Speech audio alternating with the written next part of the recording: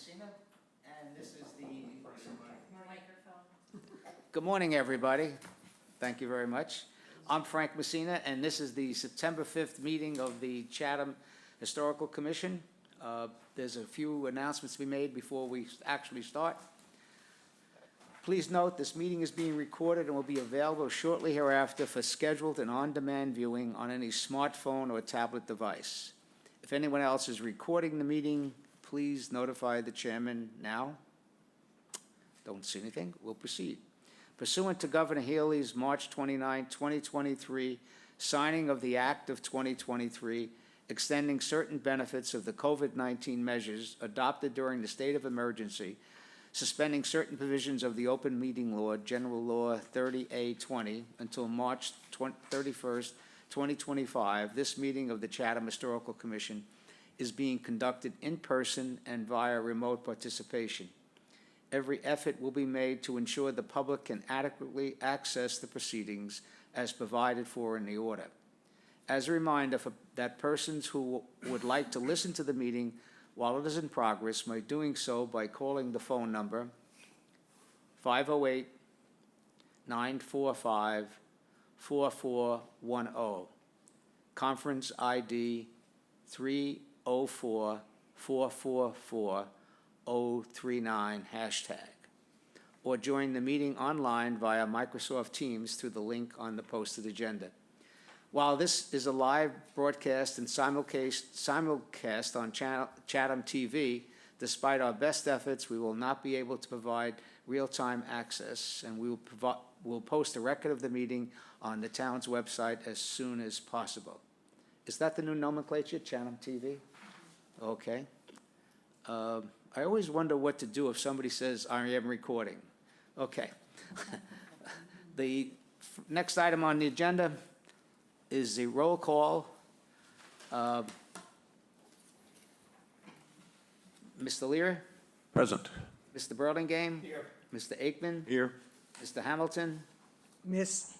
Mrs. Hamilton? Here. Ms. Porter? Here. Janet Tennyson? Here. And I'd like to welcome our new alternate member, Robert Stevenson. Yeah, Stevens here. is here. The chairman is here. We have, for members of the public, we have one alternate position open. So if you're interested in joining us and serving on the Historical Commission, you are certainly welcome. And you just merely apply to Shauna Neely, the administrator or assistant to the town manager, and let her know of your interest. So we would appreciate that. Okay, our agenda is a little bit different today. We have no hearings. We have minutes, which we're going to do very shortly. And then we have two presentations, update to the Chatham survey of the preservation consultant Eric Dre, and the update of the Form Es by archaeologist Dan Zotto, who did a review of the cemeteries in Chatham. We have a few new business items, but other than that, we don't have any hearings. So just very quickly, let's dispense of the minutes. We have the minutes of August 15, 2023. Any comments, questions, additions, deletions? Seeing none, motion for acceptance? I move that we accept the minutes. Got a motion, second? Second. Second by Mr. Aikman. Any other comments or questions? I None? have one comment. Whoever transcribed that hellacious meeting, if it was you, Annie, what a nice job you did.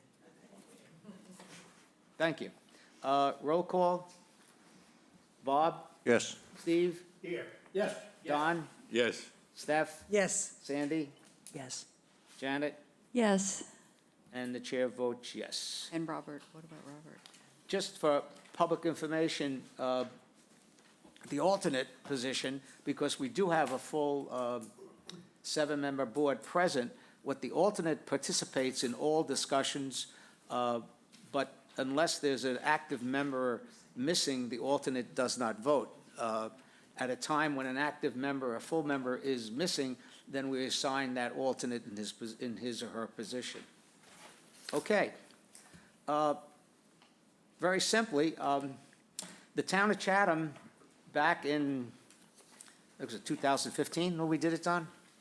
Updated our Form Bs and Form As. For members of the public, what these are is, the Historical Commission, in addition to trying to prevent destruction of historic properties and changes which are inconsistent with the historical history of Chatham, one of our tasks is to document what we have. And the way we document that is with a form. It's called the Form A, B, C, D, E, A. It was a whole bunch of them with Mass Historic. But Form Bs are created for individual property and structures. And then there's a Form A, which is an area form, which is a cluster of historic properties. The Form As are useful when we attempt to provide, go out and try to get a National Register District or a national or historic district. So I think Don was chairman of the time when we did that in 2015, and the Historical Commission wisely, I think we used community preservation funds. We did. We did. A shame we don't get that anymore. Anyway, we used funds and to go out and do a survey of the entire town. And at that time, Eric Dre was, I think, 12 years old, and he did the survey. We once again have asked Eric to update our survey, and I'll let Eric proceed with his presentation. Thank you. You stole part of my intro of explaining what the survey forms are and what they're for. And most importantly, I think the inventory forms or survey forms are, especially the building forms, are a product that can be provided to the owners, the business owners or the homeowners of these properties to better understand what they themselves have. And there's an adage in preservation that the more you know, the more you care. And I think that's one of the most powerful tools or roles that these survey forms can play. Great line.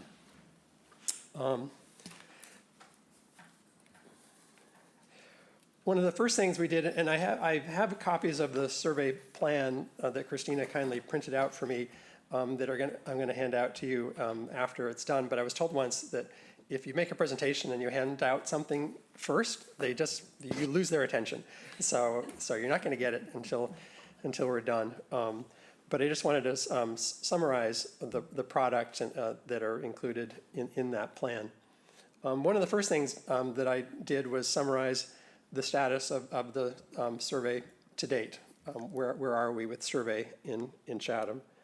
In the 1970s and 80s, we did about 60 forms were prepared by volunteers, and while nice that they did it, they're were of marginal value certainly by now.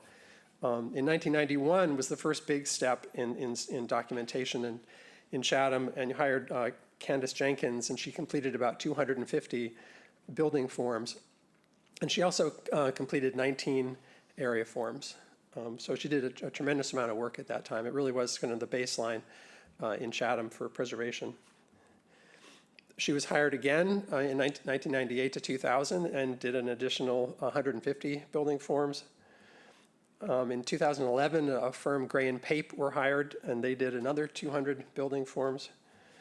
And then in 2013, I was hired with my then consulting partner, who has since retired, Gretchen Schuler, to prepare building forms in particular for properties within the historic business district.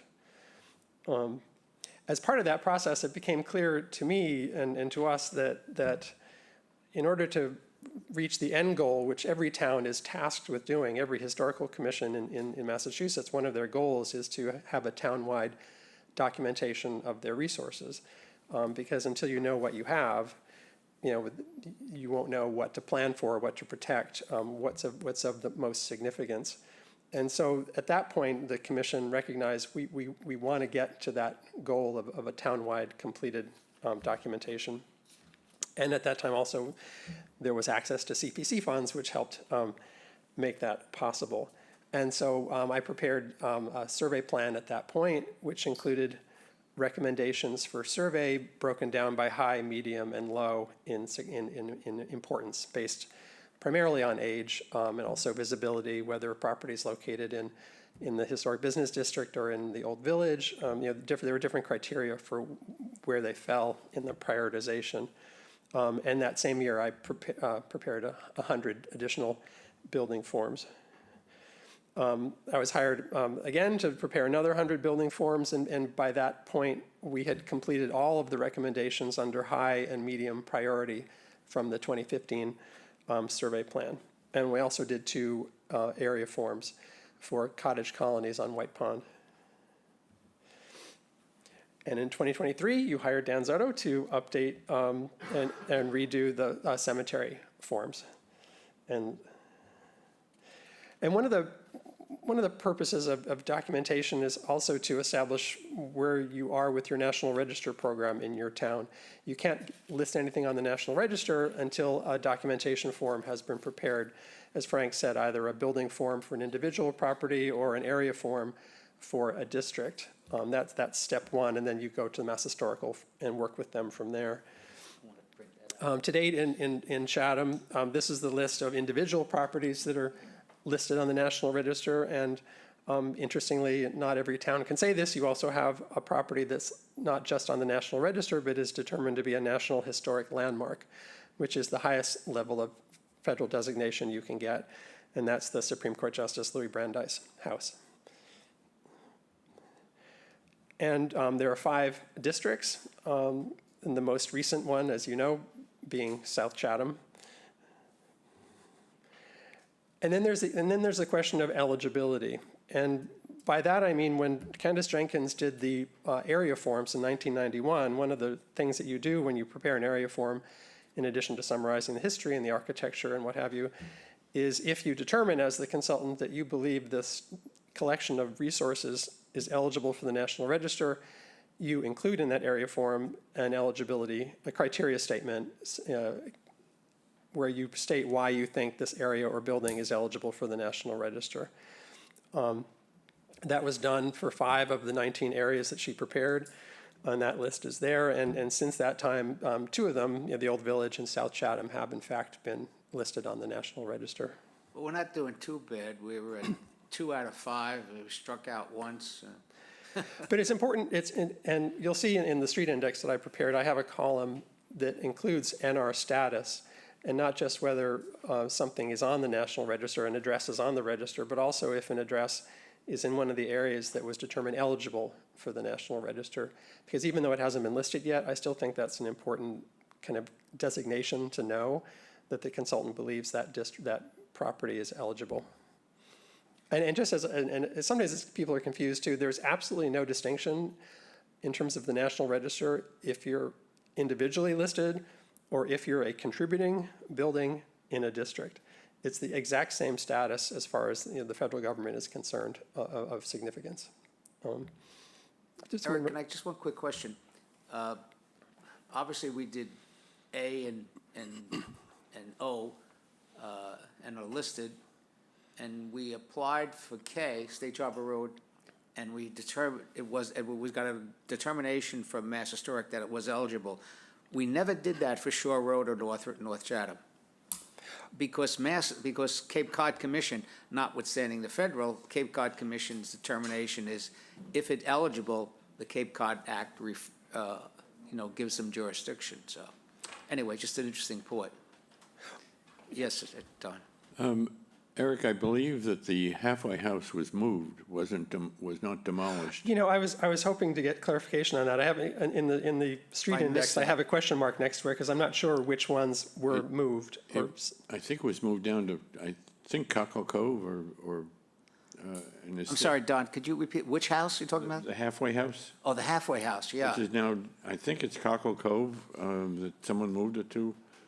Yeah, we could clarify that. I know it's in South Chatham. Well, and actually, maybe a couple of you can go over this, I'll get to this later, but in the street index, I broke out in different categories the resources, and one of the categories was properties that I consider that were documented that are done, but they're done because they were demolished. And in a number of those, I have a question mark next to them because I don't know whether maybe they were in fact moved somewhere. And so it would be great for those who have that kind of knowledge to sort of edit that particular list when the time comes. So,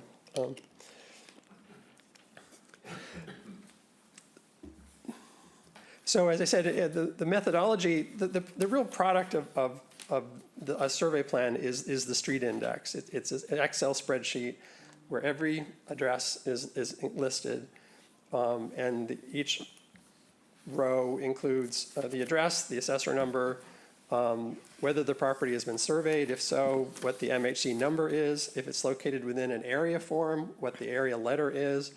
If it was determined eligible, there's a column indicating NR eligibility. There's the assessor building date, and then the survey building date, which are often very different, and the survey date is often by far the more accurate. And then there's a recommendation, a last column. And one of the recommendations that I included in this street index is properties that I consider to be done. Their survey forms are sufficient to today's standards. And all the forms that have been prepared since 2011 by Gray and Pape moving forward, I feel are of sufficient quality to meet sort of the needs, your needs at this time. And that totals 750 forms. However, here, I'm sorry, I should have. So this is an example of the spreadsheet. You can see, as I said, the column, the street address, the assessor number, the assessor year, the MHC year. That means the year that the area form or building form gave it. MHC number, area, letter, historic name. Also, CHBD, is it located within the local historic business district? And then now you can see, for example, the NRESD, that's the National Register eligible by the surveyor. They believed it was eligible for a district. And then the date the form was prepared and the recommendation. So You're going to talk more about your recommendation criteria later? yeah. Okay. So of those 750, 120 are on the done list because they have been demolished. This is one part of the list of demolished properties, which, as I said, hopefully maybe that will get refined and some of them are living somewhere else happily that I don't know myself yet. But interestingly, I've done a similar project in Orleans and came up with about the same percentages, about somewhere between 10 and 15% of buildings that were documented there as well have since been demolished. So I don't know where that falls in the sort of statewide average, but it seems like a big number to me. But Yeah. One thing, we feel pretty confident in that number now that you've finished all that work to find what's demolished. It was an issue that we previously didn't have the records, or it wasn't well, some of them, automated? she only went back to 2014. Some of these Yes. were before that. Yeah, I believe his number goes way back from what Yeah, my it does. project was. Okay. Yeah.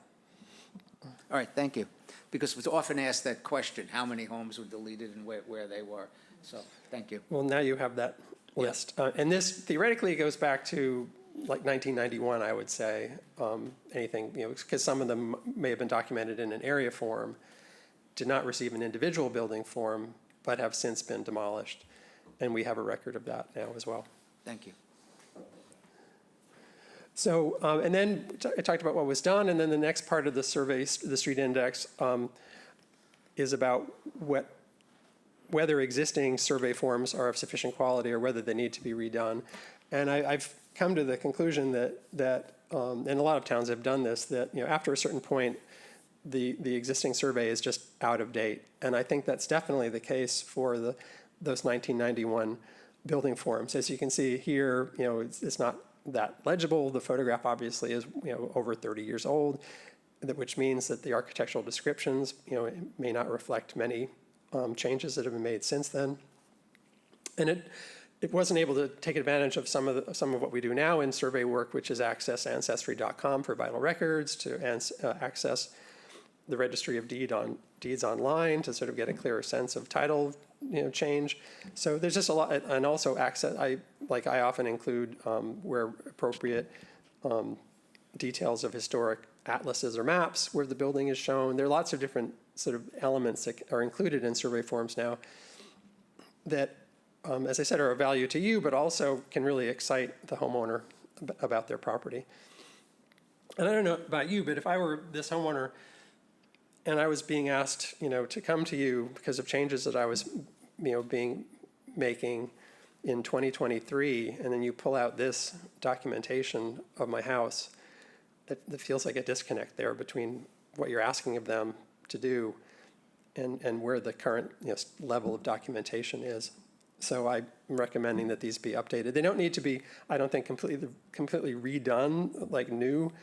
I think there can be a sort of more economical way of doing it because Candace Jenkins was a good researcher and her historical narratives are often very good. So it may just be a matter of getting the information on a new form, updating the architectural description, getting new photographs, getting more photographs, because often with these forms also there's just one photograph and I always do at least 2 or 3. Also, there's no photographs of outbuildings in these old Form Bs, which are often important to know about as well. So it'd be kind of bringing it up to current standards, not necessarily doing the whole thing completely again.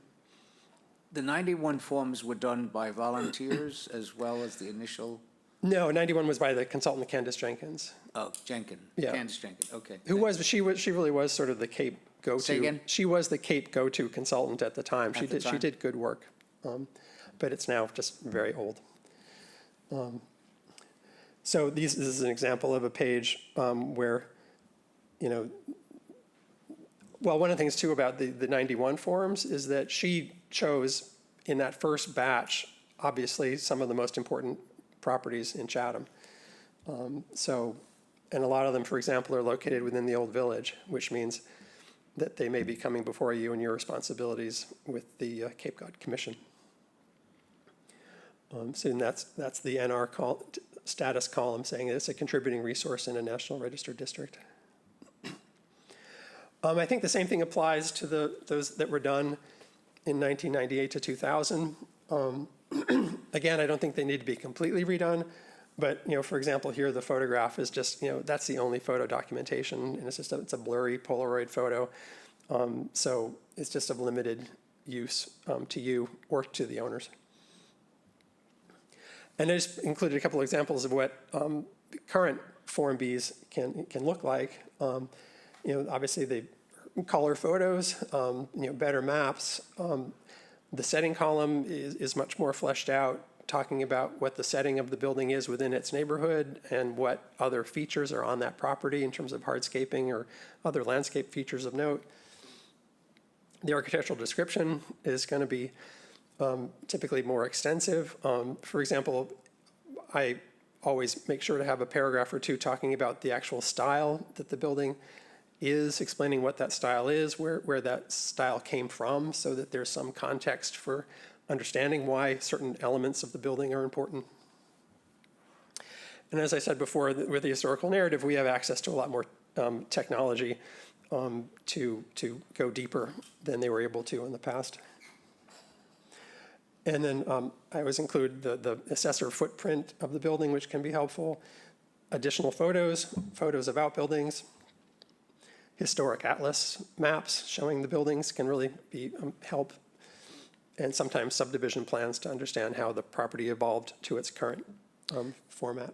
The historical atlas is extremely important from my perspective because the biggest issue with the Form Bs and the applicants, if not them, their attorneys, is the date. Unfortunately, we're probably no different. Our building records are historically terrible. They just, the date of when a house was built. And Well, especially as that applies to your administration of the demo delay bylaw. I mean, the assessor dates are much more accurate when you get to the mid 20th Yes. century, but still there can be discrepancies there that Right. can make a difference in whether it's subject to demo delay or not. But the idea, often, they'll present historical maps. Well, there was nothing there, Right. and all of a sudden, yes, it appeared, Yep. Yeah, thank you very much. This is just another example where I just, again, on the left side, I included details of the historic, of the 1880 Barnstable County Atlas and the 1910 Atlas. And I also just think as an owner, if you have a building form that has that kind of data on it, I think it really just brings to life the past. It just really makes you understand, wow, my building was there in 1880. There it is. And then I also include recommendations for new building forms. As I said earlier, the prior survey work that I have done completed the high and medium priority recommendations from the 2015 plan, but did not address the low priority recommendations. And by low priority, it didn't mean that they weren't significant, but just we had to break it into sort of doable components. And this also gave me an opportunity to reevaluate those low priority recommendations and just come up with an updated recommended list. And also, we're 8 years on, and so we added another 8 years worth of buildings onto the list so that we brought the street index up to the 50-year date, because we always go back to 50 years because that's the date, the age of a building at which time it can be considered eligible for the National Register. So 50 years has kind of become the standard around the country for when you really start to look at what you have. Have we eliminated the no category? There is no category anymore. I'd like a nickel every time that gets thrown in my face. No, what I have now, and I'll show you. There's a in the street index. There's a section that is just kind of entitled "No recommendation at this time," and I think it will be incumbent upon you, when those properties come up, to evaluate them and see where things stand. But at this time, there's no recommendation, which to me is different from saying no. Maybe. Yeah, we're about to wrestle on with that in the next 5 years or so.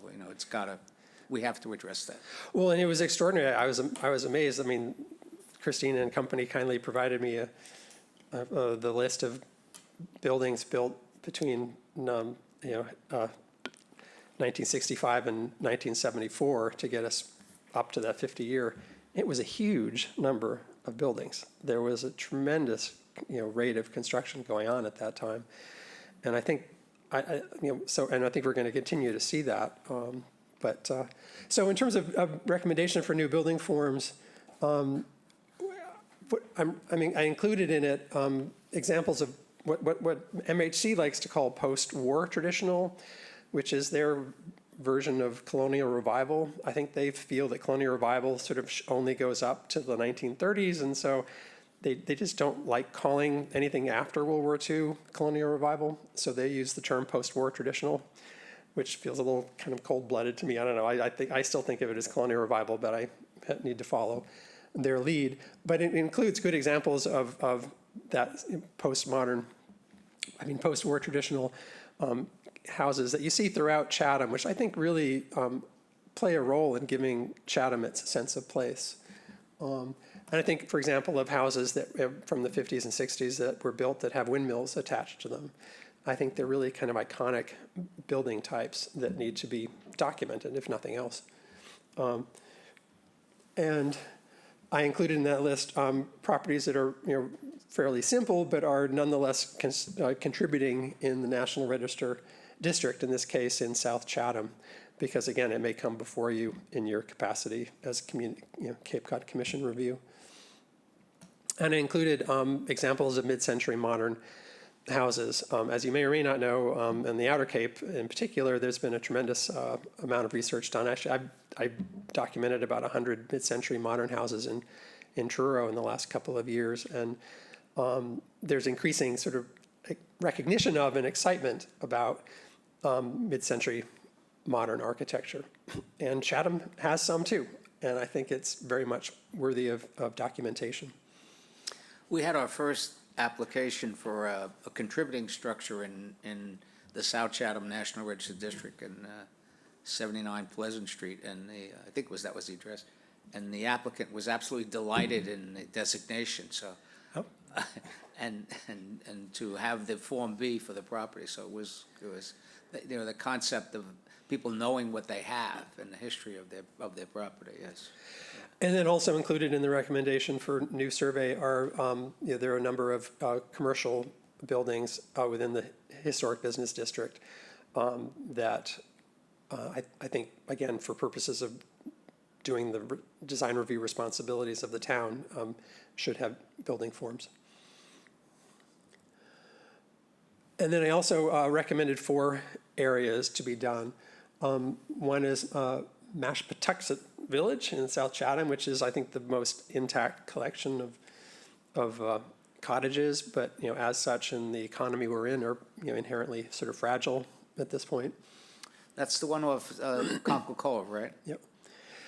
And then sort of some subdivisions that, you know, sizable subdivisions that had a real impact on the development of Chatham, and in particular, you know, the sort of contiguous Hardings Beach Hills and Hardings Shores on the way out to Hardings Beach, are, you know, both examples of post-World War II large subdivisions for, you know, the new population of retirees and seasonal residents of Chatham that, and, you know, and again, of a certain sort of modest scale. And the same sort of applies also for River Bay Estates. I think these are places that are very much sort of places within the meaning, within what we understand area forms are about.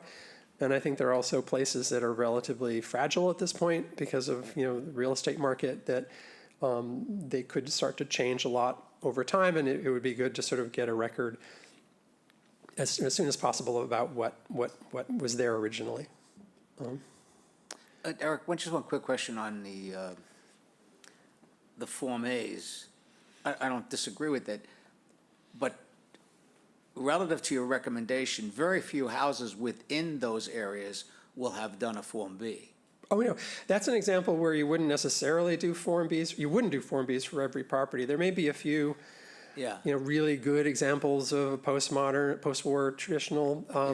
So you would do sort of some representative Form Bs potentially. And the way area forms are being done now, it's kind of been a moving target how area forms are done. And the way MHC seems to want them now is that they want every building to be described in the area form, and every building's history to be documented. So in a kind of a way, doing mini Form Bs within the body of an area form, I don't think that necessarily is what we would need to do here. I think it's, if I may, I think it's an excellent way for us to creep up to the whole issue of River Bay and, you know, these, you know, approach it from as a Form A and then see what we have and then Right. determine in the future. Okay, that's a good strategy. Thank you.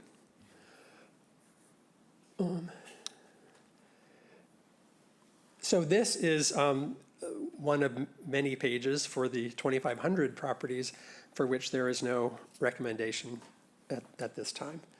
And what I did do with these is I still included whether that property is located within the Chatham Historic Business District or whether it is in a National Register district. And also just described what type of building it is, you know, was it a ranch, is it post-war traditional, you know, et cetera. So you have some information about that resource. Where are we with the total number of homes, if we're at 2,500? I mean, How many total homes are there? I think about 3,500, 3,500? I think. Yeah, okay, that sounds about right. Yeah. So now Christina can hand out the survey plan if we wanted to, just for your reference. But one of the things I just wanted to sort of get a sense from you all is in what form the street index itself, that 150-page document, would be most useful to you. And I could do it 2 ways, I guess, and Christina, maybe you have a sense too of how you, I could provide it to you digitally as, you know, just where it's just alphabetical. Take one and pass it down. And then, you know, rather than breaking it into its subcategories, it's just a massive list of all the properties. But also maybe provide it to you with the recommendations, because as it is now, it's broken out, with all the properties that have the 1991 Form Bs that should be updated, all the properties that have the 98 to 2000 that should be updated, all the ones that are considered done, all the ones that have been demolished, and all the ones that for new survey. Right now, that spreadsheet is broken out in those sections. So, Yeah, we can definitely discuss it, and Yeah, if the Kristen. board has any Yeah. information that they'd like. okay. I'm sorry, say that again? He was just wondering how he would, like, we receive things and we can discuss it, or we can discuss it at a later date. It's up to Yeah, you. well, let's, we do have a little bit of time. Let's do just a general discussion now, with you, hold a second. And, go ahead, Steve, ask your question. I got actually 2 or 3 other questions or comments. It came to, it made me think a little bit more in the last couple of months when there's been an application to destroy or completely take away a property on Kroll Road that was built in the 1820s. Apparently, allegedly, it got to the point there was a lot of decay or rot, or so it wasn't available to, it wasn't a good candidate for restoration. But once that's gone, it bothers me we don't have documentation that we should have on a property like that. In a short time, it'll be gone. We'll have, hopefully, somewhere, a picture of the house. But I would like to see a situation like that where we can insist upon some documentation from somebody who wants to take such a drastic measure to document the property so it won't be lost forever. Maybe it'll be lost physically, but at least documentation-wise, it won't be lost. Is that something you've seen before, or? Yeah, I've seen that with other towns, absolutely, where especially if a property hasn't been documented prior, I don't know whether this address already has a Form B, There is a Form B on the property. There was a Form B. or whether it's an outdated Form B, or, whether you would want to update it. I have seen towns where they require, access to adequately document and photograph the property before it is demolished. I think that's perfectly reasonable. Well, it certainly is a task, Steve, just to enlarge on your point, a task, and if I understand what you're saying, is either we have some authority or we impose the requirement to do documentation. I mean, obviously, there's money involved, it's not going to happen for free, but it's something to think about. But I think it's a responsibility of those people who want to demolish a property like I mean, that. it could be something we add to I don't know how we do it, but, by just a quick segue, we have on the agenda to discuss with Ryan Christenberry, where hopefully she's listening in, on the whole subject of demolition by neglect, so we could tie that in that discussion. So I'm sorry, go ahead. One thing that frustrates us, and now even more so because we don't have access to CPC funds, is we do not have a budget. We don't have a source of funds to do anything. For instance, on that property that I just referenced, the proposed builder or the owner of the proposed new building, he hired somebody, an engineer, to say, oh, there's rot here and there's a board missing there and that sort of thing. We don't have a budget to find out if that's anywhere near accurate for it to get our own knowledge base up to the point that we can refute some of that. Yeah, you've got a vested interest, Mr. Applicant. You want to demonstrate this property as being a real wreck that cannot be renovated in any way under any circumstances. Well, I think our new alternate will say, yeah, there are options out there.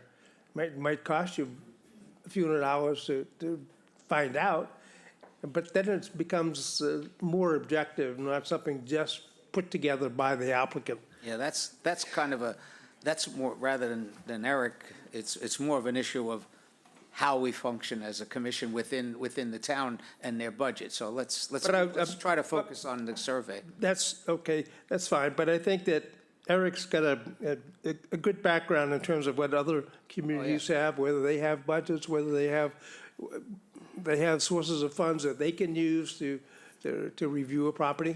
Yeah, I know of some towns that do use CPC admin funds to do work like that, or in a similar vein.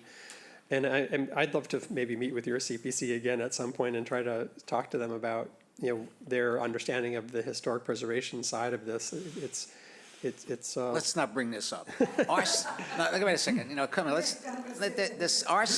CPC, I hope the public's listening, our Community Preservation Commission has completely ruled out any funds for historic preservation unless you're actually putting a hammer and a nail to a structure. So, I fought this battle for 5 years now, and I don't know what we can do. One of the problems is that many people have discovered CPC, and there are tons of applications. Right. So we only have so much money that we can do. We can't give it all to historic. Right, well, but the irony I have always found is that the preservation applications are almost always the smaller ticket item, and you can get more bang for the buck, more applications through All right, historic preservation. let's But anyway, focus on the survey, Frank doesn't. getting into algebra. Just one question, or comment. You mentioned the historical atlases that exist. We don't have access to them. Individually, we could go buy one, or we could go to the library and find one. But I think that having one available to us on a regular basis would be very helpful in terms of, like the house on Crowell Road. Was it part of a village? Was it part of a community? Was it part of a neighborhood of similar houses and people? So I think having those atlases available would be a real help to me, if not everybody else. No, I don't know whether Christina could arrange it, but there's a website, historicmapworks.com, which has both the 1880 and 1910 atlas available, and a good resolution version of it. So you could have it available to look at. Okay, we can look into that. But Thank you very much. most of everything in the world is online now, so. Although not a good version of the map of 1858, unfortunately, which is that one, it's. Okay. All right. I'm sorry. The 1858 is online. It's online, but I've never found it. There's a good, I'll send you a link. Oh, please do. I'll send everybody. All right. A member of the public is correcting Eric and telling him it is online. So let's proceed. We're moving on, What's your name guys. again? There's a lady in there. One second. All right, we'll get to the public. Does anybody else have any of the general comments? And the general thing that we have to discuss, and we don't have to do it now because we're going to run out of time very quickly, and I know one member has to leave around 12:30. One of the focuses, what form and how do we want the report? But I think the fact that it's online, we're going to be able to manage that and to change it. So, and I look to the lovely young lady on my left here, in her manipulation. And you got to remember, the primary user of this is, the administration of the Right. form. They're the first line of defense, if you will, when something comes. And the street index is very much a living document. I would anticipate that it would be amended as situations change or new information comes to light. So I would just recommend always having a date, included in the, footer or header that keeps changing to recognize that it's been updated. All right, any other member? Don, we're going to move along, guys. Just when we had the office on Main Street in the town hall, we had a number of old maps that they were moved here and are in storage. So I don't know whether anyone's gone through those or not. When we first received them, I had gone through them. They're mostly rolled up maps, fragile type documents, but they are here if anyone wanted to look at them. Well, it sounds like that's a good task for Christina, like she needs another task like a hole in the head. But, for Christina or staff, or maybe some member of the commission. As Don says, in our former life, when we existed, the commission, we actually had an office, guess what? And we had records where we used to keep, and we had access to it. Now, that records and those accesses all through the administrator's office and through that office. But we'll look at that. And I'll take that as an action. Christina and I will talk about it. Anybody else have any comments? We'll get to the public. I got it. Any other members of the commission like to comment on this? Well, Eric, thank you very much. I think we got a couple of action items as far as I'm concerned. My takeaway is you certainly accomplished what we wanted to do, per our contract with you. This, I think, the submission of this completes the contract, Yeah. okay? And I think the recommendation that you have with the summary, to look at it, we didn't do any Form Bs as far as this contract is concerned. No, we just a survey. I'm just trying to remember what we put together. So the recommendation would be the 1991 Form Bs, about 250. The 1998, 2000 Form Bs, approximately 75 units. The new Form Bs, approximately 100. And then also, to me, important, maybe important, maybe our priority thing is the Form As, where we could address River Bay, two of the cottage communities in Harding Shores. So, we have to sit down. And Ryan, you're here, aren't you? Ms. Christenberry? ICRC. Yes, I'm here. Hi, Ryan. Ryan, do you have any questions of Eric? My recommendation, I just wanted to make you part of it, is that in the next week or two, because I'm going away, in the next week or two, we'll maybe get together and have Eric on a Zoom call, Eric, and we discuss your priorities. And obviously, something I don't want to discuss now, nothing comes for free. And, maybe we'll try community preservation funds again, Maybe they'll get a new chairman, who knows? But, just kidding. But, we have to come back. And I think what I'm trying to say is that with the results of this meeting, we could maybe come back to the commission with some recommendations of how we would like to proceed. And that has to be done in conjunction with the administrative and your office and with Christina. What's the best way to get our best bang for our buck? All right, Eric? So in the next couple of weeks, you're around? I am. Okay. So, I'll reach out and set something up. Ryan, do you have any other questions for, okay. All right, before it's a member of the public who would like to speak. Come on up. I have a question. Come on up. Introduce yourself.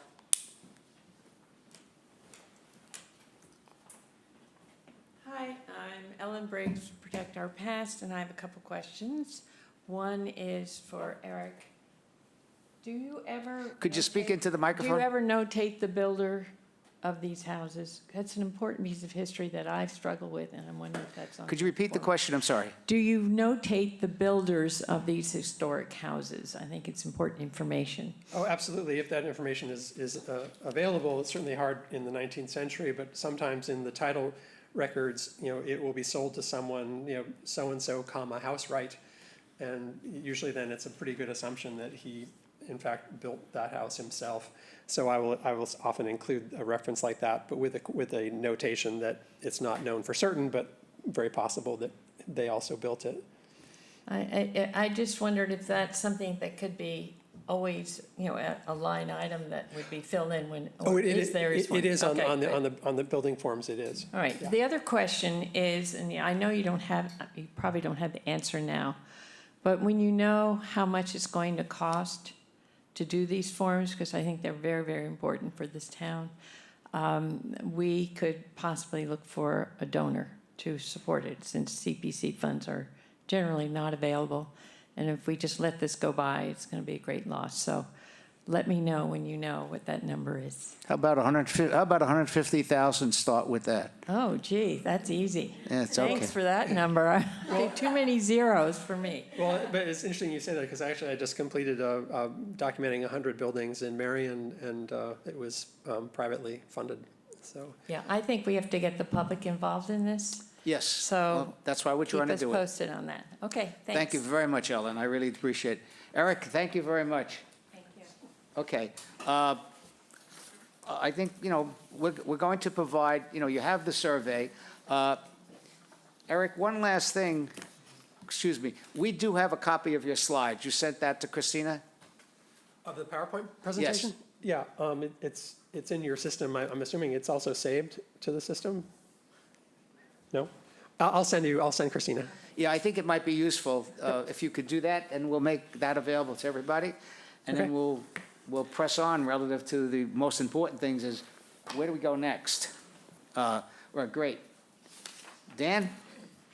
Next item on our presentation is the archaeological survey update of the Chatham cemeteries. Dan Zoto, archaeologist, and review the draft Form Es. Just for members of the public, and I'm going to steal a little bit of Dan's words, I'm sure. The town had completed the Form Es back in, I forget when. When was it, 90-something? 1975 and then again in 1991. Okay, so this is something the historical, people interested in historic preservation, Chatham, were aware. But obviously, you know, they were rather back of the envelope a little bit thing. And that's why we began the process and hired Dan. So why don't you take it there, Dan? Okay. Good morning, everyone. I am Dan Zoto. I am the archaeological consultant that was hired by the town to inventory or update the inventory forms for all of the town's cemeteries. So I threw together sort of a quick PowerPoint that's going to be a high-level overview of the project, what some of the what the goals were, some of the highlights of the information that I found, and then at the end we're going to flip through one of the forms. So as Frank mentioned, the town of Chatham had their historic cemeteries inventoried in 1975 and then again in 1991. And I believe it was Candace Jenkins that did the 1991 survey. By today's standards, those forms did have minimal information. So I was hired to update that. I provided the Historical Commission with draft forms on July 25th. I hope everyone had a chance to review them. So I'll sort of get into what I did. And what I'm showing here is just one of those 1991 forms and then my updated form from this July. So sort of quick information on the background and the scope of work. Chatham has 15 historic cemeteries. I visited all of them. First, I reviewed the existing form, saw what kind of information was on there, looked for places that I thought there were gaps in information, and I had those needs in my head when I visited all the cemeteries. I updated them with current conditions and additional information that I found through background research. So I think the most important part of the project was really ranking the cemeteries by their condition today. I mean, the last time they were looked at in this sense was over 30 years ago. There's been there's potentially a lot of change that could have happened. And then I also, sort of a bonus, completed a Form C inventory, which is a Massachusetts Historical Commission form for a monument for the monument to Squanto's grave that's at the Caleb Nickerson house. That had not been done. The William Nickerson monument that is right there next to it already had a Form C. But when I was talking to Frank about the project, we were interested if there were other cemeteries in town that the town might not have known about, and that was sort of the only thing that I came up with, and I thought it fit into the scope. Well, sorry, excuse me, yes, sir. Dan. I forget why we did this Squanto thing. Was it you and I talking about it? Yeah, we talked about it, and okay, and that's something. Things been busy, guys. You know, it's something that we ought to think about because we know the town. And off the top of my head, I thought about something I said before when Eric showed the monument, you know, by the lighthouse, you know, which is the burial ground for sailors, you know, lost sailors, you know. There's not too much documentation about that. And that's something, quite honestly, just as we did the Form C with the Squanto, it's something we could do. So what I'd like to ask, you know, everybody here, we've got a good representation of the town of Chatham and the public, is if you know of certain markers, again, this is a Form C, it's an object, it's a location, or, you know, any kind of a site that we think is worthy, again, of documentation. You know, that's what we're doing, we're documenting. So, you know, 50 years from now, what's that? Yes, Dan, yes, Don. It was my understanding that no one knew where Squanto was buried. Is this a marker that is an actual grave? speak? The marker is not the actual grave location. And my determination is that it's true that nobody knows where it is. But there is a monument in North Chatham that says Squanto's grave is somewhere within a gunshot of this monument. So that, I mean. you Based on have my the Form research, C. I don't think that's accurate. The Form C was in the email you sent to me, right? Yes, Or- they were all there. So you have it. I'm not saying you didn't read it, Don, but you have the Form Es. And guys, I mean, I'm being silly, I know.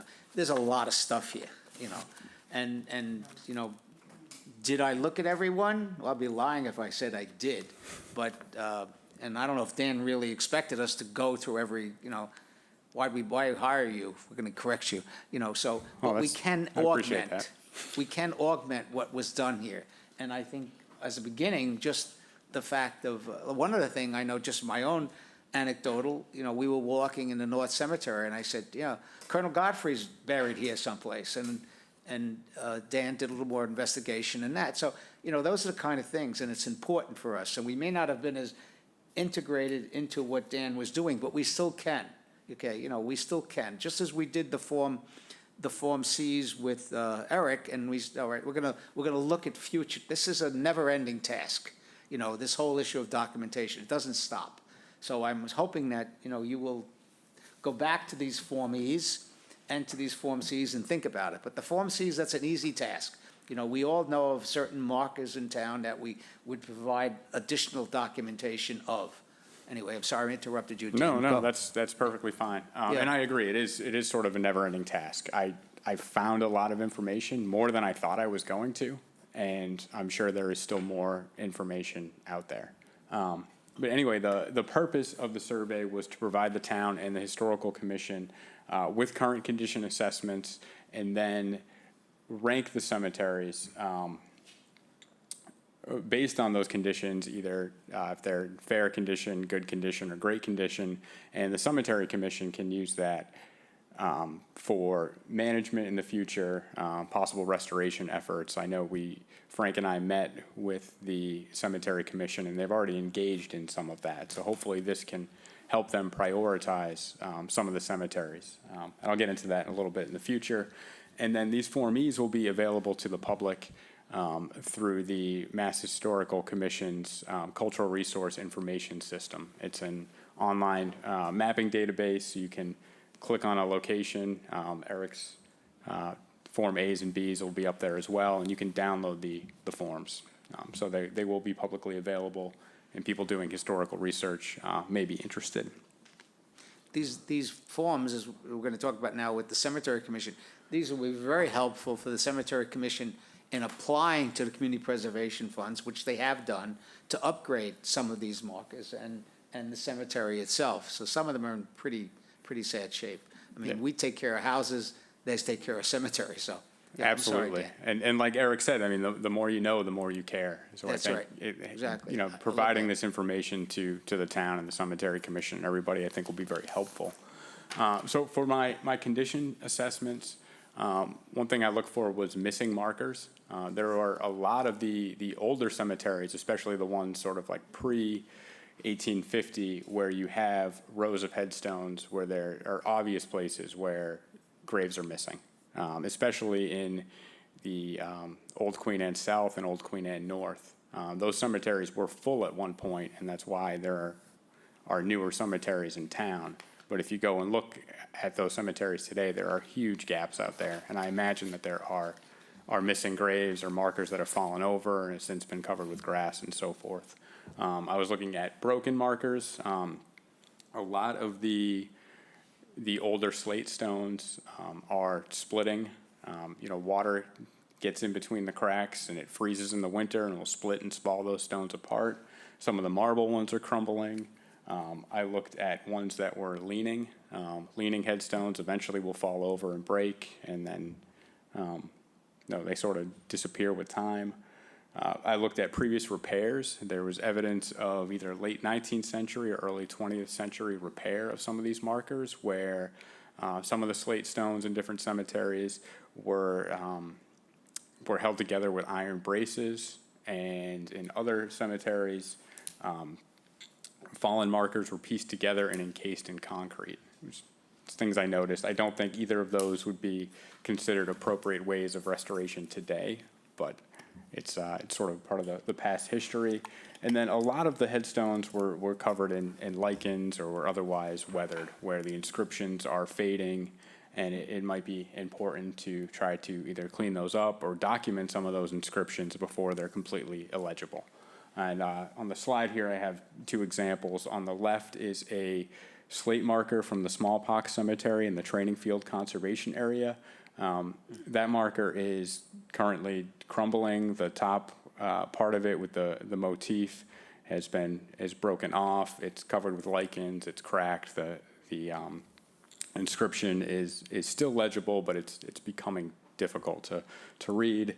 And on the right is a mid-19th century marble stone from Union Cemetery that the Cemetery Commission has recently cleaned with a solution called D2, which is a recommended product for cleaning cemeteries. And it's really restored that marble headstone to probably what it looked like originally when it was erected in the 1860s, I believe.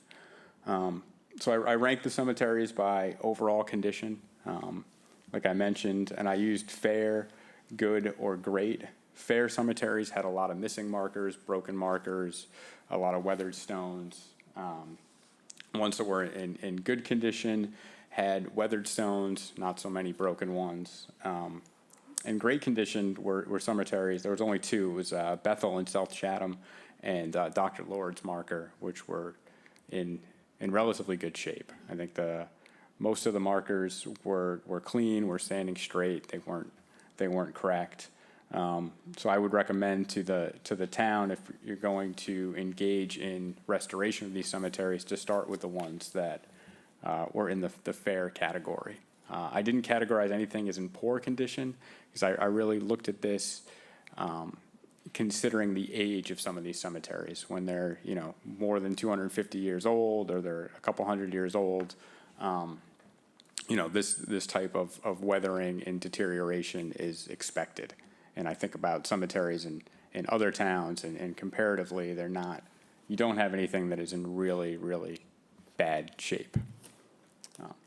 The Dr. Lord, that's a very small little, That's a single monument Yeah. on the side of Old Comers Road that was erected, I believe, in the 1940s. And it's been recently cleaned, and a okay, new fine. fence That's was the put one they around did it. these, with these community preservation funds, and they Yes. put Yeah. a gate on it, yeah. And that's probably not really where he's buried. It's sort of No. it's sort of a guess, and it's a good place to erect the monument, being on the side of the road where people can see it.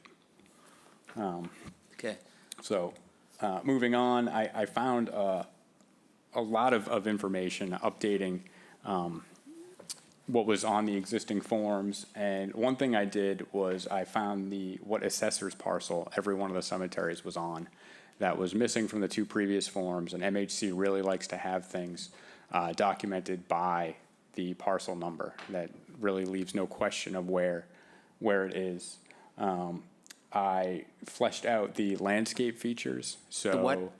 The landscape features. Okay, sorry. So it's sort of a description of the setting of the cemetery. For example, Union Cemetery is a series of rolling hills, and a lot of it is sort of terraced artificial landforms around family plots. I looked at the types of fences that were around the cemeteries. In Union, the gate had a little maker's mark from the iron company that made it in the late 19th century in Cincinnati. I documented those kind of things. Eventually that's going to degrade and fall off, and no one's going to know. So that part of the history is not always documented.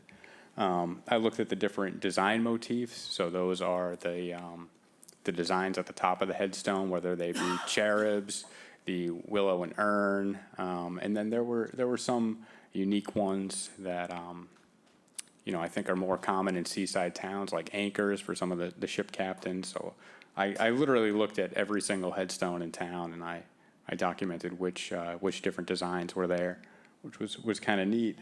And I was able to find a lot of information on the different stone carvers, and that was one thing that was really missing from the original forms. And I was able to do that. I found these 2 volumes by a man named James Blackowitz, who wrote about stone carvers in eastern Massachusetts. Those books came out in 2006 and 2015, and they had appendices that listed different cemeteries and particular grave markers that certain carvers had made. And he found that through probate records and receipts. So it was really good information linking the actual stone carver that made some of these headstones in the 17 and 1800s with particular graves that are standing there. Wow. And yeah, I was shocked that existed. It was great. This guy did amazing research. I'm indebted to him for the information on these forms. And there was a book from 1983, a field guide to Cape Cod cemeteries, and they listed some of the carvers based on design attributes. And I was able to correct some of what they had said based on this information in the Blackowitz books, because he actually had receipts to link the headstones, and they were like, well, this looks like so-and-so carver. So that was interesting. And I also looked at the raw materials, the types of stone that the headstones were made out of, whether they be slate, marble, Arcos, which is a sandstone. You have some that are cast aluminum, which was sort of interesting. That was a short-lived trend in the early 20th century. Don't see too many of those around. Let's see.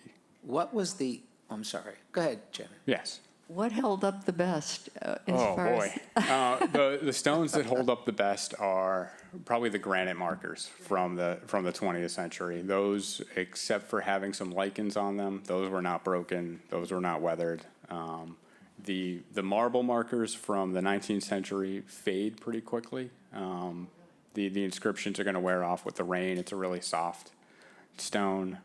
The original forms actually documented all of the marble markers as limestone, which is probably geologically correct. However, they were marketed as marble, so I decided to call them marble. And the slate is, some of it's holding up okay, but a lot of it is splitting, which is unfortunate. What was the design, excuse me, Yes. design when we were in the Old North Cemetery? You said there was a design that was peculiar to Chatham? I'm going to get into that. Oh, I'm sorry. Yeah, that's coming up. That's one of the highlights. Yeah. So the other thing I did was I took some general notes of places where this cemetery may have been documented before, whether it be that 1983 field guide. And I found some records that in the early 20th century, a few different people in Chatham went around and recorded inscriptions. And they published those in places like the Mayflower Descendant and other magazines and journals. And like Eric said, because we have access to the internet and all kind of information now that was not available in 1991, I was able to find a lot of those historic journals that had that info. So I made sure to include that in there. And I expanded the historical narratives.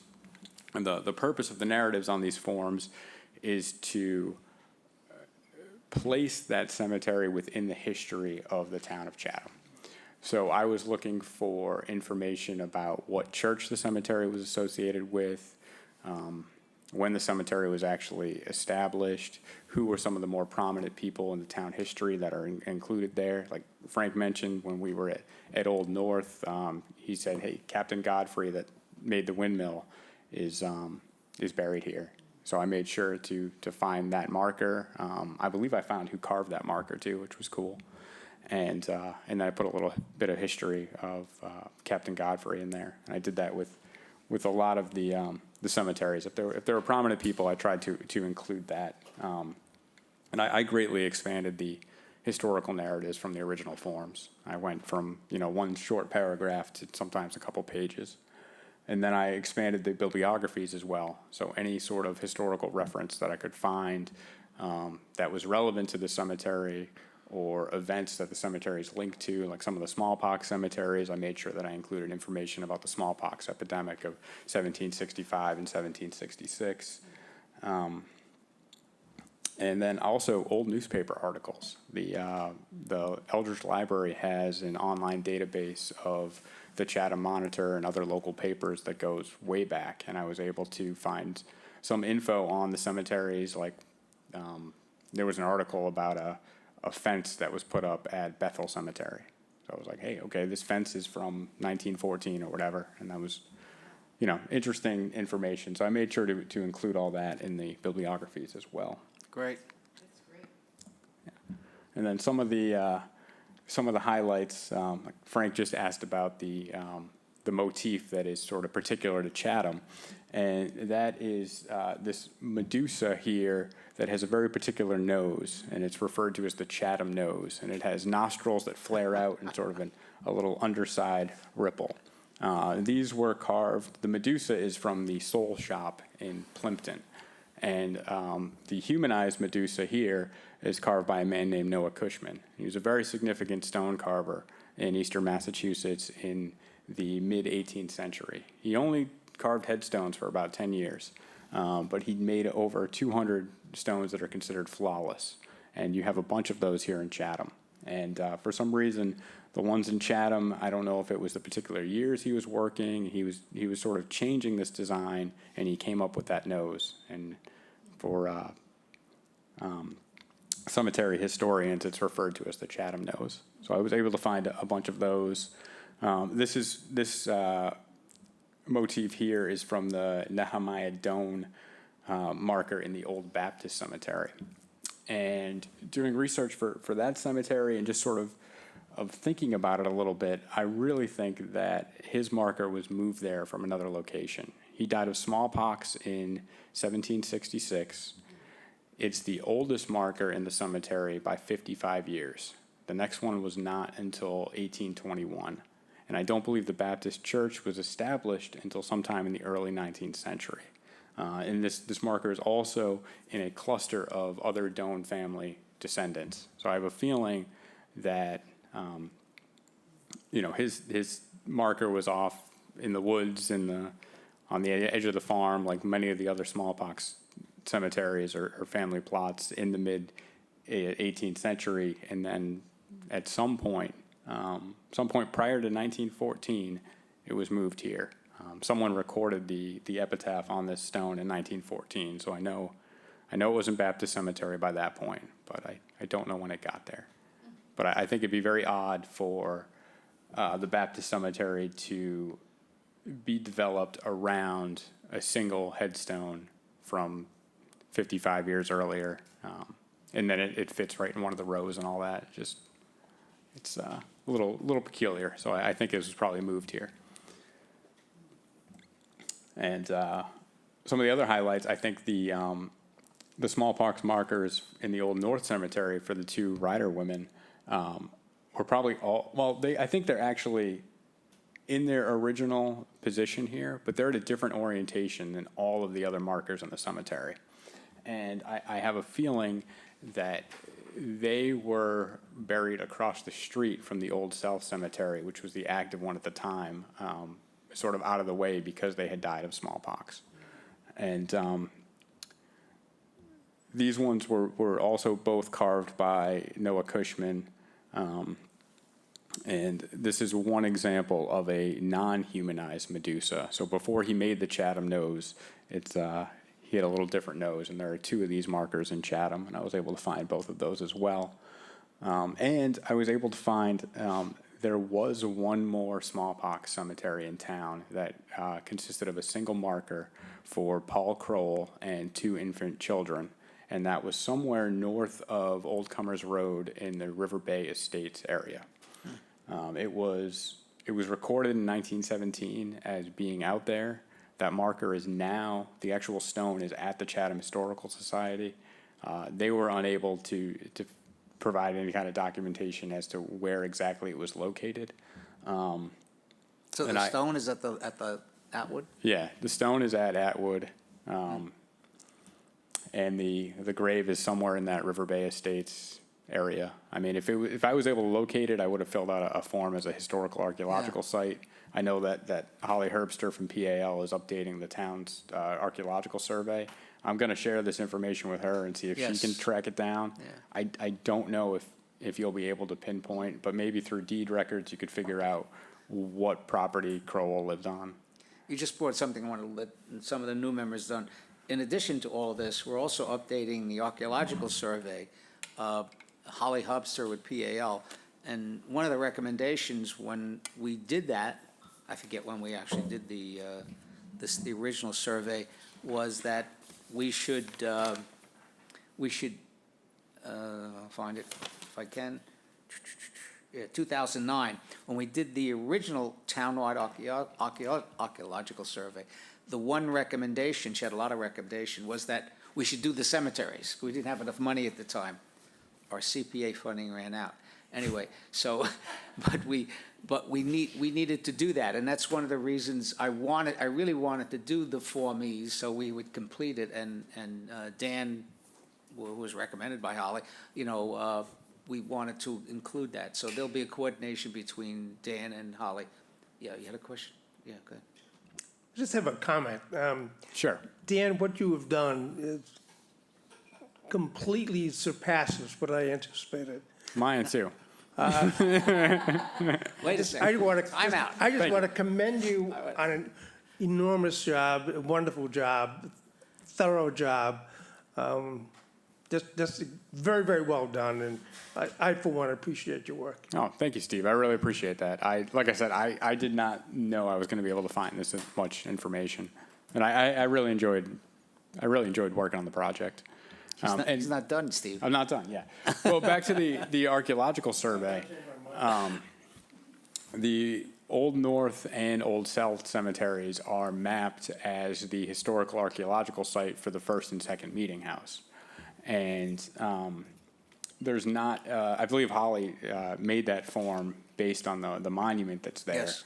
I was trying to find more information on that. I did some write-ups on the meeting house for both of those cemetery forms. I think I pointed out one area of the Old North Cemetery that I thought was the most likely to actually contain the meeting house. I don't know if Holly will be able to confirm or deny, but I hope that she goes out and takes a look at that. Yeah, we'd be good if we can do that. So that's the other thing that I did is I looked at the MHC's archaeological site records to see if there were any archaeological sites mapped in the cemeteries, just as something to be aware of. And that was the only one that I found, was the meeting house. Now, let's see what's next.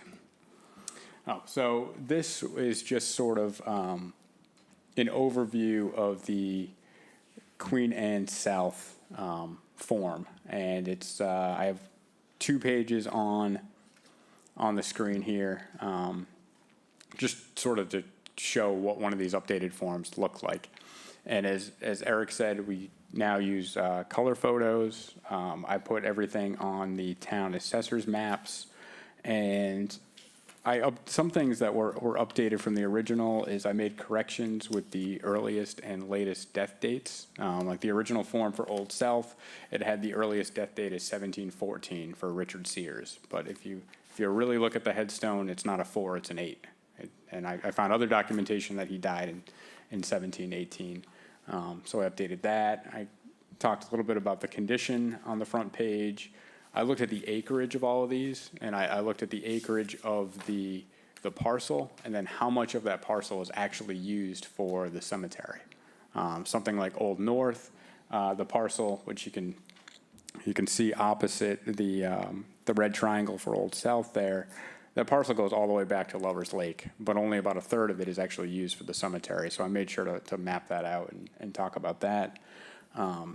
For the visual and design assessment, I looked at the landscape features. Like I previously said, I made note of what kind of fences are around there, what the cemetery roads look like, if they were paved, if they were not. I looked at the different gravestone materials, the motifs, the carvers. For this one here, most of the carvers were either from Boston or Plymouth. Cape Cod did not have a resident headstone carver until 1805 when Nathaniel Holmes moved to Barnstable. So in the 18th century, all of the headstones that were down here were either made in Boston or the Plymouth area. And then I took some general notes about particular stones. Like here, I noted that Noah Cushman had carved the Doane Freeman stone, and it has the humanized Medusa, and he carved some others. I made corrections to the Cape Cod Field Guide to cemeteries, where again they also put the Richard Sears date as 1714. It's probably where the form got it. They refer to another headstone as a field stone, and it's actually a quarry piece of Arcos, which is a sandstone. I used some of my archaeology training to really get into it with the rocks. And I noted in this one that in 1906, someone recorded all of the epitaphs and published those in the Mayflower Descendant. And I found a newspaper article from 20 years ago that one of the headstones, which I'll show a photo of soon, was put back together and restored in 2003. Yeah. So that was sort of interesting, and that's one of the I took sort of an archaeological perspective to this, where I want to sort of piece together the physical history of the cemetery. So if I had documentation of when the fence was put in, if I have documentation that this headstone was repaired at a certain time, I put that in there. It's part of the narrative. And then the Chatham Historical Society has an online database that shows you basically everything they have. So if they had files on these cemeteries, I made a note of what they had and then provided a link in the bibliography as well. I updated the historical narrative here to talk about how the cemetery is the first burial ground. It's associated with the Congregational Church. The meeting house, the initial meeting house, was on the south side in the South Chatham Cemetery, built sometime 1700, 1701. It got moved to the north side, I believe, around 1730. And I think after that, the South Cemetery probably took over the location of where that meeting house was. We don't know yet exactly where it was, do we? We don't. We know it's on that parcel somewhere. I don't know if you'd be able to figure out where the first one was. I have a feeling that the expansion of the cemetery might have sort of decimated information from that. The second meeting house on the north side, I can't remember exactly when that was constructed. I know it stood till about 1830. Okay. I have a feeling that you would be able to figure out exactly where that was, and something like a ground penetrating radar survey might be able to determine that.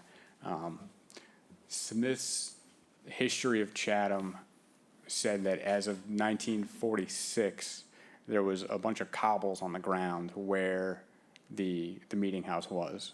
I looked all over the place. I did Okay. not see I'm any just evidence interested. of these cobbles, so who knows? I mean, it could also be closer to the road. The road could have expanded and cut at that time. But I have a feeling if you have a building standing, a substantial building standing for a number of decades, there's some archaeological evidence out there. It wasn't very big, about 20 feet square. It's big enough, but yeah. It will leave a signature. You can find that. Is that right? It's not, Yeah. yeah. I think you're right. It expanded, had a porch, and I think it expanded up to a second story and not really outward. Oh, is that right? Okay. It's in there. And then I made note of some particular people of importance, like Abigail Lord, who was the daughter of Plymouth Colony Governor Thomas Hinckley, is buried there. She was the mother of Dr. Lord, who was famous for being the smallpox doctor. And in the 1991 form says that this is eligible for the National Register under two different criteria. So I included that as well. You feel that it is eligible? I would agree, yeah. I would agree. It retains its character, and it has significance to the history of the town. I think that together, the Old North and Old South are probably eligible, and hopefully the information on these forms could be used to at least start a nomination. I think a nomination would probably need additional info, but this is a really good starting place if you wanted to, Yeah, if you should wanted note to that. do that. And I found that 2 of the cemeteries have been added to historic districts on the National Register. That's Bethel and, no, Bethel's on the outside? Bethel, yes. It's in there. Yeah, okay, so Bethel's in the South Chatham district, and then it's not Seaside, the Seamans, the Sailor Cemetery is in the Old Village, I believe. And By the that- way, just for public information, there are still more plots available in Bethel. Yeah. I bought mine for $800. Go ahead. I almost put that on the form, Thank you very much. but I did not. I was like, I mean, he's the chair of the Historical Commission. He's a significant figure. I really You thought can about visit it, me but and, I did not put it in there. no. And then, I took a lot of photographs, so I have overview photographs that sort of show the landscape, what the cemetery looks like. And then I documented particular headstones, either that were representative of the other ones that are out there, or ones that, had exceptional design, or were known, associated with known carvers and so forth. And I tried in the captions to point out some of those attributes, like the Thomas Doan marker on the top right there has one of those Chatham noses. And then the marker on the lower left is the one that was previously described as a field stone, but it's carved Arcos. And it was probably done by just not a professional carver, just someone in the community, a family member. Arcos is a really easy stone to carve. I actually made a little marker for a cat that I had out of a big Arcos cobble with a screwdriver and a hammer. So it's easy stuff to carve, and it makes sense that someone that wasn't very skilled would use a material like that. And then some of the other headstones here, like the Elizabeth Sears monument, it just has a really unique motif with the hourglass and the skull, and having these photos also, it helps preserve these cemeteries through documentation. That headstone's in pretty good condition, but some of the other ones are not, and who knows how long they will survive, because they're out there exposed to the weather all day, every day. And the marker here of Rebecca House is the one that was repaired in 2003. Really interesting thing about this marker, which you can't see in this photo, it is only about 1 inch wide. And all of the other slate markers in this cemetery are 2 to 3 inches. I have a feeling that this split vertically and fell down, and who knows what happened to the backside of it, but when it was repaired, it was only the part that has the epitaph and the design on it. And the person that repaired it, in the newspaper article, they noted that it was very difficult to do because it was so thin, and they thought it was abnormal that it was that thin. And I saw another slate marker in Seaside Cemetery that was totally split in that same manner. So I think that's probably a product of this. And then the library had sketch maps of a lot of the cemeteries. So if those were there, I included those as well. And again, with Old Queen Anne South there, it has all of the rows and the different numbers. There's a lot of plots out there that do not have markers, and they're probably occupied. We just don't know who. That's something, and one of the things that Dan and I did when we met with the Cemetery Commission, going to talk about that? No, go for it. Yeah. I can elaborate. Is that there is ground penetrating radar, and it's available, and it can be done, and it might be something to think about with getting some funds to do that. And there is a couple of companies that do that. I spoke with Holly Herbst, the archaeologist, who's doing the survey for the town, and she doesn't do that, but she recommended other companies. But why don't you say a little bit more about that? And So the ground prevalence of that. penetrating radar, it's too complicated to say exactly how it works. I don't really know. I'm not going to pretend. No, we don't need but to know basically, you run this machine back and forth over the ground, and it gives you some kind of an idea if there are anomalies or inconsistencies within the soil. And it is something that would be good for finding grave shafts. Those will pop up really, really nicely. I talked to somebody that does this kind of work, and they're not sure that the resolution would be good enough to be able to tell if that grave is full or not. And I bring that up because the old Baptist cemetery has a lot of empty space. But there's a historical narrative that in the 1930s, people removed headstones and bodies because that cemetery was so deteriorated. So I think if you did GPR at Old Baptist, you'd be able to tell where the old grave shafts were, but I don't know if you'd be able to tell if there's actually a body in there or not. It could be interesting with some of the smallpox headstones to determine if those are just markers or if there's actually a grave there. And then you could probably find something like the meeting house in Old North with the GPR. Yeah, just something to think about. I know it was used in Orleans, the major crossroads of town, there's a little cemetery on the corner. Yep. But there are no graves in there. The markers are still there. When you go across the street from the gas station and diagonal for the restaurant, whatever it's called. But there's a graveyard right in the corner. I think the CVS is right next to it. And there's headstones, but guess what? There's nothing in there. And they did that. The town, when they would, years ago, when they wanted to find out what was going on, it's just markers. The actual graves, what do you say, bodies? I don't know what the proper word is. Interments. The remains, Yeah, sorry the about remains. that. Thank you very much. The remains removed. So Yeah. anyway, just to pick it up. Anyway, I just wanted to highlight that. We're kind of running out a little bit at a time. So what more do we have here, Dan? Go on forever. That's pretty much it. I mean, I think that the next step is basically if the forms get approved, I'm going to print them and mail them to MHC, and then they'll, Well, I they'll would, be go ahead, up. Don. You mentioned that one of the cemeteries goes down to Lover's Lake.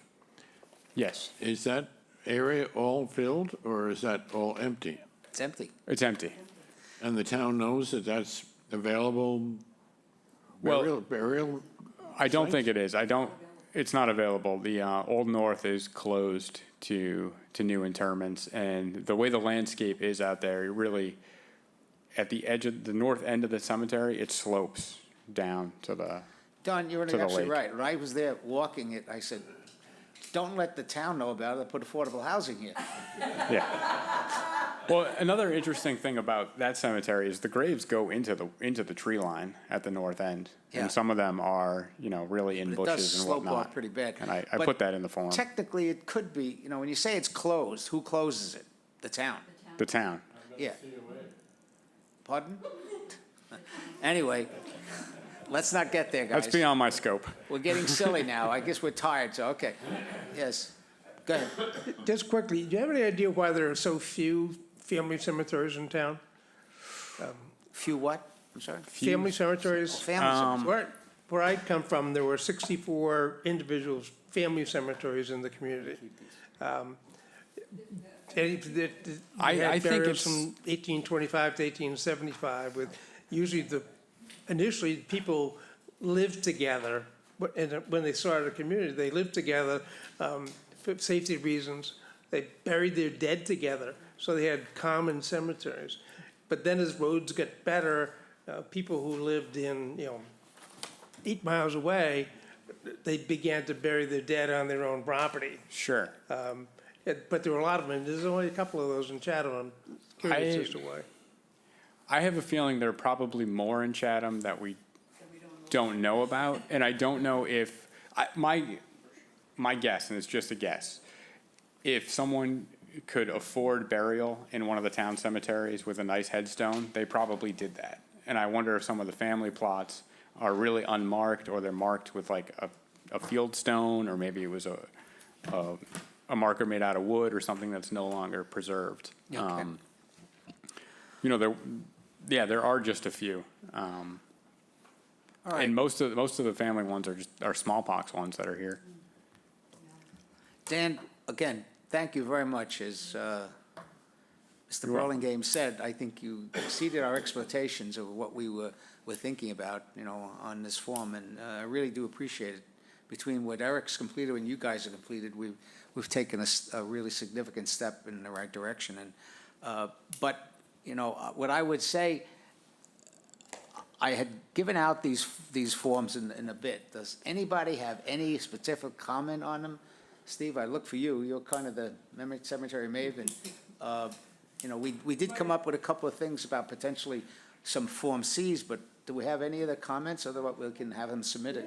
There's one thing that I did not notice in your presentation, and I admit haven't gone through it really carefully, but cemeteries can tell such great stories.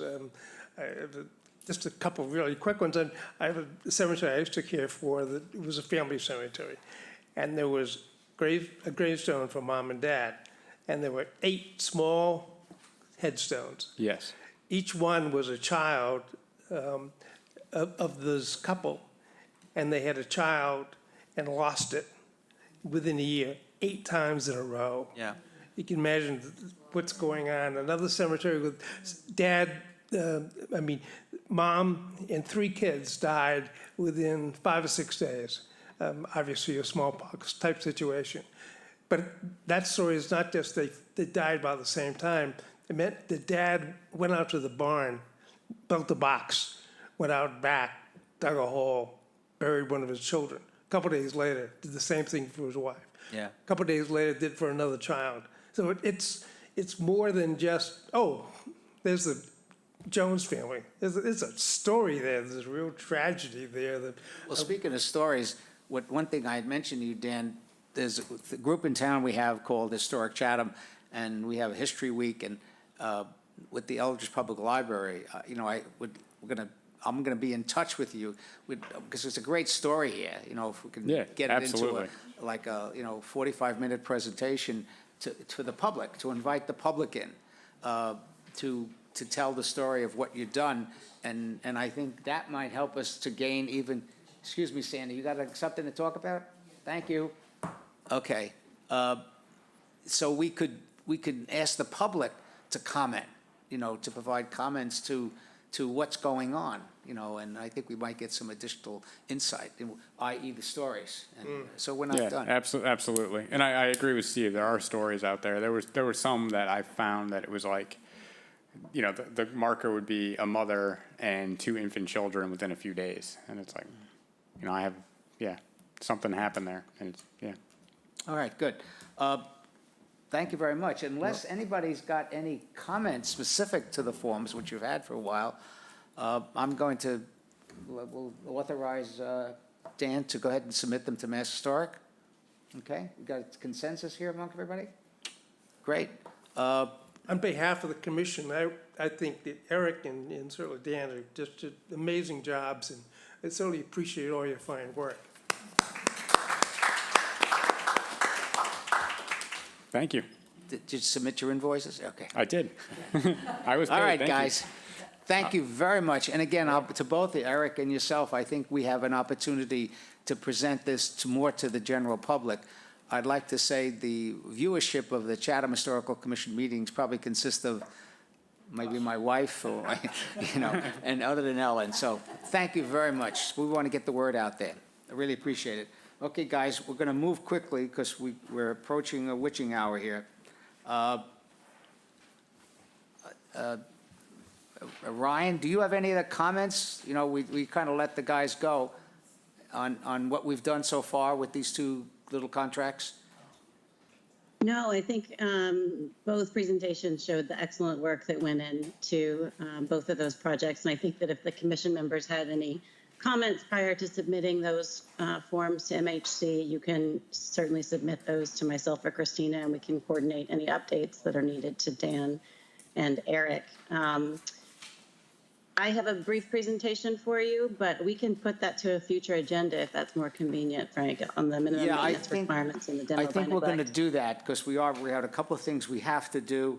And what we're talking about here is a presentation by Ryan on what she's done so far relative to a staff report on the infamous demolition delay by neglect. And I'd leave it to my partner here, the vice chair, in the next meeting possibly to address that. We'll put it on the agenda, okay?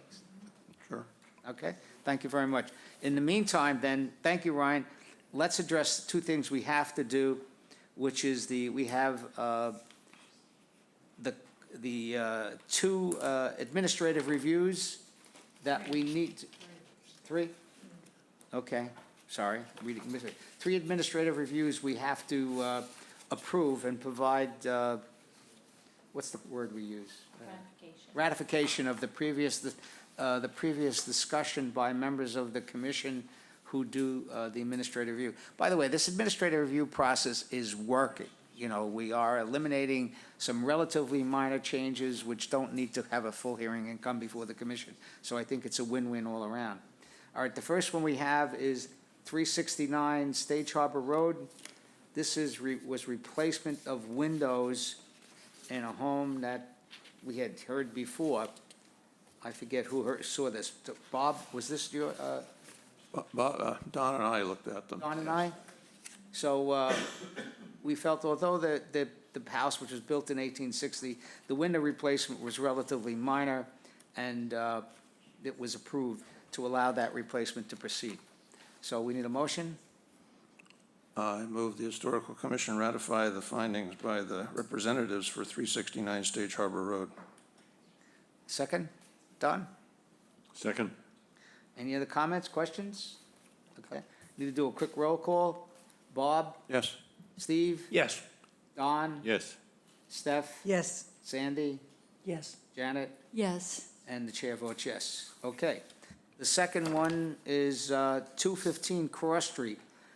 This was to remove a door and window to match existing opening, and this was, I believe, was in the rear of the house, and we didn't see, and it was relatively minor, so we did not have it. I believe I saw this, and as well as Bob. Yes? I went by also. Okay.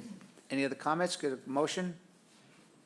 I move the Historical Commission ratify the findings by the representatives that 215 Cross Street can be approved through administrative review and does not require a hearing. Second. Second by Don. Thank you. Any other comments? Roll call. Bob? Yes. Steve? Yes. Don? Yes. Steph? Yes. Sandy? Yes. Janet? The chair votes Yes. Last but not least, our infamous 831 Orleans Road, which is the Chatham Marconi Maritime Center hotel building, which is a National Register contributing structure. This was the ceiling on the hotel. Interesting enough, The porch. when the town spent about $800,000 repairing the exterior of the hotel, we had to replace the whole front, well, the bottom front of the building and rebuild it and replace some of the steel. I think what happened is during that replacement, they did not replace the ceiling, and it probably structurally became a little bit less, less stable. And I looked at it, and I think Don also looked at it, and Bob, did you look at it too? I did. Yeah, and we felt what they basically did, took out the old ceiling, put in a new ceiling, and it's pretty good. I do have a little bit of issue with the lighting on that, but we can address that independently. So get a motion? I move that the Historic Commission ratify the findings by the representatives regarding 831 Orleans Road, that it represents maintenance and does not require an administrative hearing. The second? Second. Yay! Thank you, Steph. Okay, any other comments or questions? All right, roll call. Bob? Yes. Steve? Yes. Don? Yes. Steph? Yes. Sandy? Yes. Janet? And Yes. the chair votes yes. Thank you very much. One last thing before I let you go, Bob. I know Mr. Lear has to leave us. One other thing quickly we want to do is you have in your packet the changes which Christina and staff has made or proposing on our application to further clarify some of the open items. And the only other comment I have is that where we say 11 by 17 minimal size plan, I wanted to include the word minimum. You know, if somebody wants to give more, we don't want to tell them to reduce it to 11 by 17.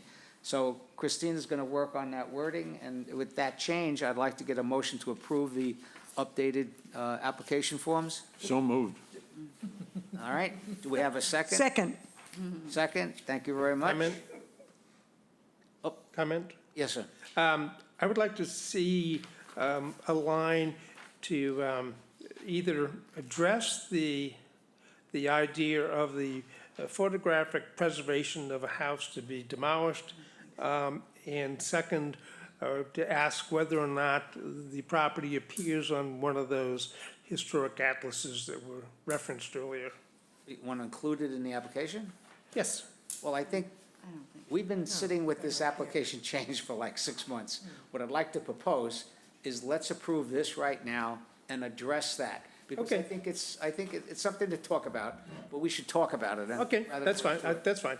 All right, so if you could just stick that on a future agenda.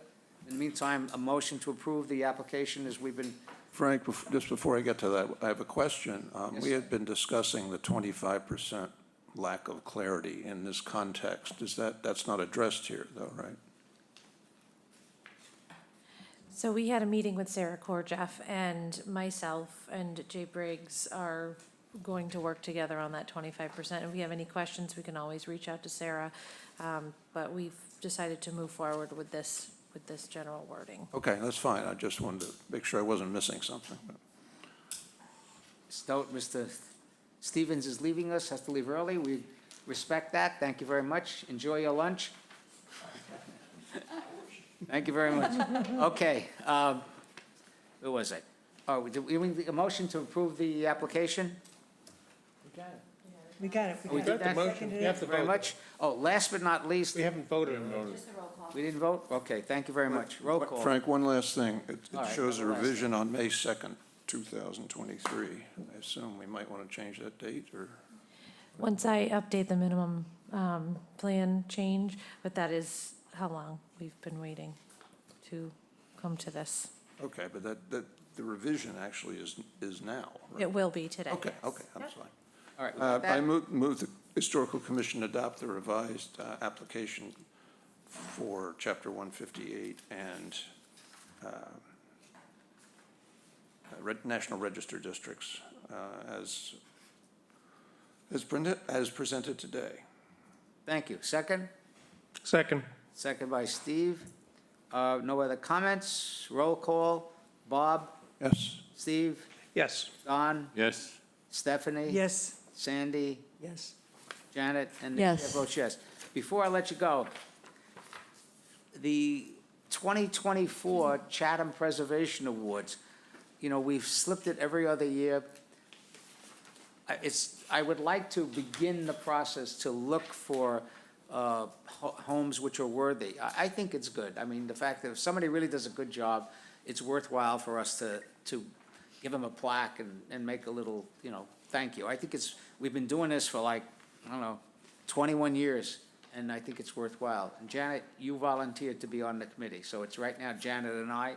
So if nobody has any objections, I would like to go forward and send out the letter to the normal people who basically, unfortunately, lawyers and, you know, people who have submitted applications.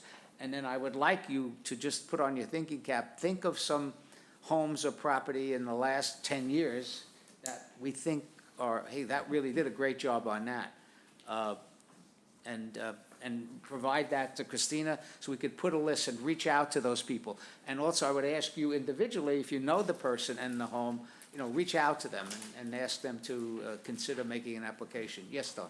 the house on the corner of Water Street and School Street that Tim Smith restored. He did a fabulous job. Fabulous job. That was on, And I think that should certainly be, do you know the house? Yeah. I actually reached out to Tim about 4 months ago. It just never got back to me. You know, it's a busy time. All right, so if we all agree, we don't need a motion. We're going to proceed, and I will contact the other members of the Preservation Awards program, which consists of the HBDC and the Chatham Historical Society. Different members of the public, you know, if you have some homes in Chatham which you think were restored recently within the last 10 years and are worthy of recognition, please contact Christina or myself or any member of the commission. And this usually happens, the award presentation doesn't occur until May. So hopefully, I think it's worthwhile for us to do it again. All right? I had one other thing, but we're gonna move it on to the next meeting. And that's the Coast Guard Boathouse, and I had a little report on that, but nothing urgency that we need to talk about. I'll get back to it when I return. Thank you very much. Unless there's any other business, did we get everything there, kid? We wish you well. Yes, good luck, Frank. Thank you very much. I hope to be, I'll wait till we're off. You were just- I'll Just tell call you the next time story. we see you, right? But, okay, we need a motion to adjourn. I move we adjourn. I'll second. Second by Steph. Okay. Bob, Yes. Steve, Yes. Don, Yes. Steph, Yes. Sandy, Yes. Janet, and Yes. I vote yes. Thank you very much. All right, hopefully, we're going to be off the air